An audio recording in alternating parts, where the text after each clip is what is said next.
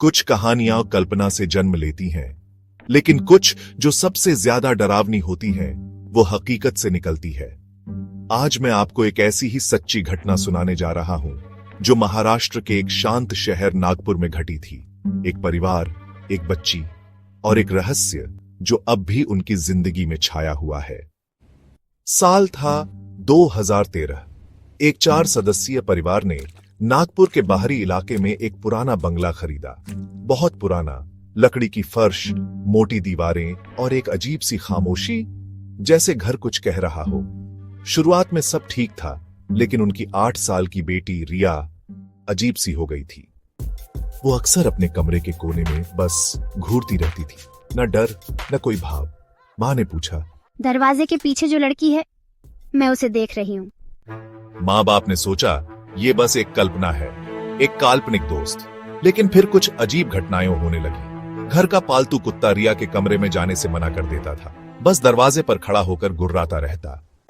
एक रात माँ ने देखा कि रिया के सारे खिलौने गोल घेरा बनाकर रखे हुए हैं और बीच में एक काला पंख। घर में कोई कौवा नहीं था, ना कोई पंख वाला कहीं नजर आया।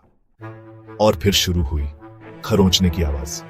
हर रात ठीक 3:12 बजे रिया के कमरे के दरवाजे से आती थी एक धीमी, रगड़ने जैसी आवाज। रिया के पापा ने एक रात जागकर इंतजार किया। वो तैयार थे। जैसे ही आवाज आई, उन्होंने दरवाजा खोला। कुछ नहीं था, रिया गहरी नींद में थी। लेकिन जैसे ही उन्होंने हॉल की लाइट जलाई, उन्हें दरवाजे पर कुछ नजर आया। छोटे छोटे उंगलियों के निशान अंदर की ओर, जैसे किसी ने अंदर से दरवाजा खरोंचा हो। पर रिया के हाथ एकदम साफ थे। डर के मारे उन्होंने एक पंडित को बुलाया। जब पंडित पूजा कर रहे थे, उन्होंने अचानक रुककर पूछा, क्या पहले इस घर में कोई बच्ची थी, 10 साल की, जो अब नहीं है?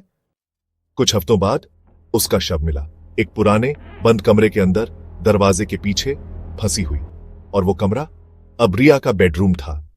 कुछ ही दिनों में परिवार ने वो घर छोड़ दिया। रिया ने फिर कभी उस लड़की को नहीं देखा, लेकिन अब भी कभी कभी वो उसकी तस्वीर बनाती है। वही चेहरा, वही आंखें, जो बस देख रही होती है। कुछ दरवाजे हमेशा बंद रहने चाहिए और कुछ कहानियां कभी नहीं मरती। अगर आपको यह कहानी पसंद आई तो चैनल को सब्सक्राइब करें और अगली बार फिर मिलते हैं एक और सच्ची डरावनी कहानी के साथ। तब तक के लिए लाइट जलती रहे।